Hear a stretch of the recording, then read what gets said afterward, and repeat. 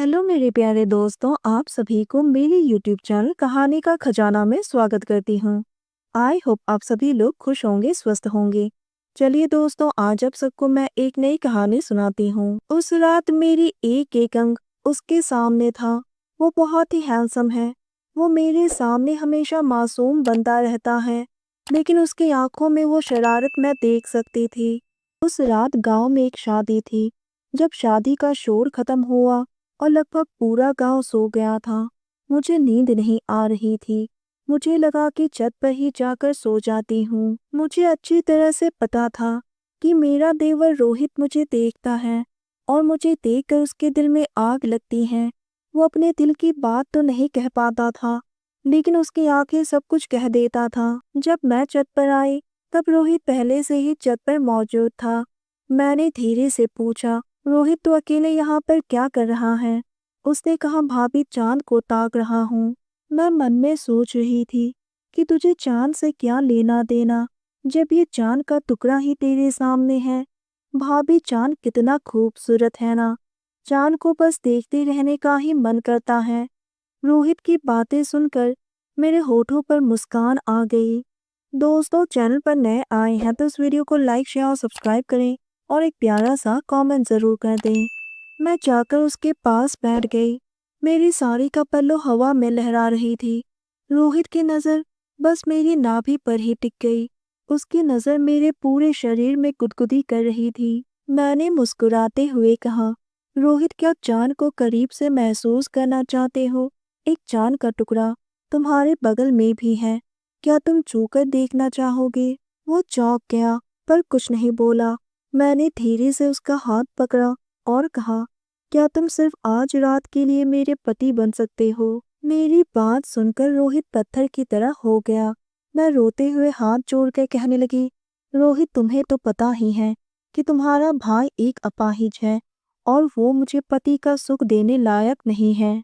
कब तक मैं ऐसे ही तन की आग में जलती रहूंगी? प्लीज मेरी मदद कर दो, नहीं तो ये तरफ मुझे किसी दिन मार डालेगी। मैं तरस गई हूँ पति के प्यार के लिए। मैं उसके सामने खड़ी हो गई। हवा की वजह से मेरी साड़ी मेरे कंधे से सरक गई, मानो हवा भी हम दोनों को साथ में देखना चाहती है। मैंने कहा, रोहित, आज की ये रात मैंने तेरे नाम कर दी है। जब रोहित ने मुझे खींचकर अपनी बाहों में भर लिया तो मैं कांप उठी। वो मेरे चेहरे के पास आकर मेरे होठों पर होठ रखकर चूमने लगा। उफ, कितना गर्म था वो चुंबन। मेरी सांसें तेज हो गई। धीरे धीरे चुंबन और भी गहरी होती गई। रोहित का हाथ मेरी कमर पर गया और एक ही झटके में मेरी साड़ी को उतार दिया। मेरे सारे कपड़े उतर गए। चांदनी रात में मेरा एक एक अंग उसके सामने था। रोहित बेकाबू हो गया और अगले ही पल उसने मेरी गर्दन पर अपना होठ रख दिया और दोनों हाथों से मैं एकदम से सिसक उठी। मेरे अंदर बिजली सी दौड़ गई। फिर उसने अपना हाथ आगे बढ़ाया और मेरे वहां तक छू गया। धीरे धीरे रोहित मेरे मांग को पूरी करने लगा। मैं तो पूरी तरह से रोमांच से भर उठी थी। मैंने सिसकते हुए कहा, रोहित, शादी के इतने सालों बाद आज मैं अपने सुहागरात मना रही हूँ। रोहित पूरी तरह से वो सब में खो गया। मैंने दोनों हाथों से अपने मुंह को दबा लिया ताकि मेरी चीख किसी को ना सुनाई दे। मैं रोहित के ख्यालों में इस कदर खो गई कि मुझे कोई होश ही नहीं रहा। ये चांदनी रात हम दोनों के मिलन का गवाह बन बैठी। रोहित तो मुझे जन्नत दिखा रहा था। मैं बहुत ही सुकून महसूस कर रही थी। रोहित 3 घंटे तक मुझे मेरा हक देता रहा। हम दोनों की सांसें तेज थी। मैंने धीरे से कहा, रोहित, ये हमारा राज रहेगा। उसने मुस्कुराते हुए कहा, भाभी, ये तो बस हमारे रिश्ते की शुरुआत है। फिर मैं उठी और अपनी साड़ी को ठीक किया।